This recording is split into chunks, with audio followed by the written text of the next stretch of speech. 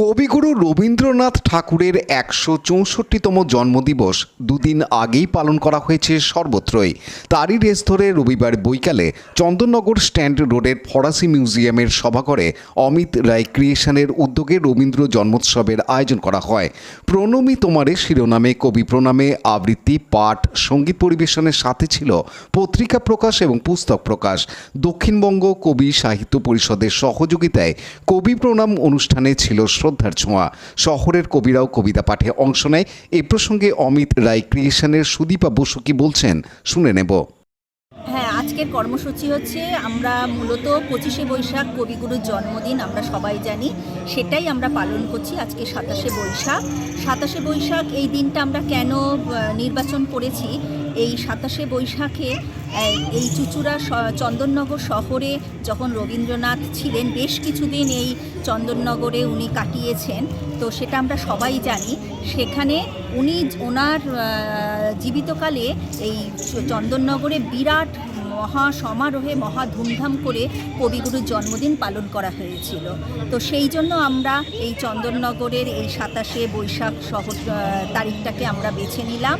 এবং আমরা জানি যে ফরাসি উপনিবেশিক তৎকালীন চন্দননগরে এই রবি ঠাকুর অনেক দিন এখানে কাটিয়েছেন, এবং যেহেতু মহা ধুমধামভাবে সমারোহ করা হয়েছে, এই সব কিছু মিলিয়ে একটা ঐতিহাসিক তাৎপর্য আছে। সেই জন্য আজকে আমরা এই দিনটা পালন করছি রবি ঠাকুরের জন্মদিবস উপলক্ষে 27শে বৈশাখ। আজকে অনেক কিছু গান, কবিতা, কবিদের কণ্ঠে কবিতা পাঠ, মূলত আমাদের অভিক্রম নামে একটি পত্রিকা আমরা প্রকাশ করে থাকি। সেই পত্রিকার নবপর্যায়ের প্রথম বৎসরের দ্বিতীয় সংখ্যাটি আজকে উন্মোচন করা হলো, প্রকাশিত হলো, এবং তার পাশাপাশি আরও দুটো পত্রিকা প্রকাশিত। অন্যদিকে অনুষ্ঠানে আসা চুঁচুড়া বইমেলা কমিটির সম্পাদক গোপাল চাকি জানান, রবীন্দ্রনাথ ভারতীয়দের, বিশেষত বাঙালিদের সংস্কৃতির আধুনিকতম ধারার ধারক বাহক বলা চলে।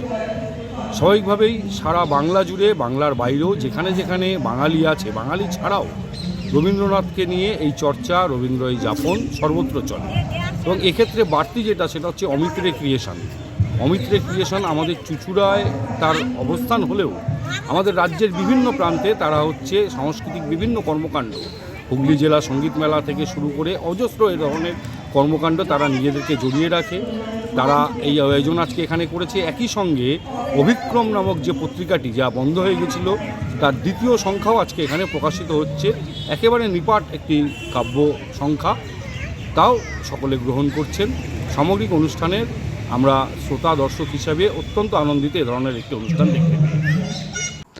রাজেশ মণ্ডলের report, Hooghly TV. Like, share, subscribe করুন হুগলি টিভি। খবর এখন বুক পকেট।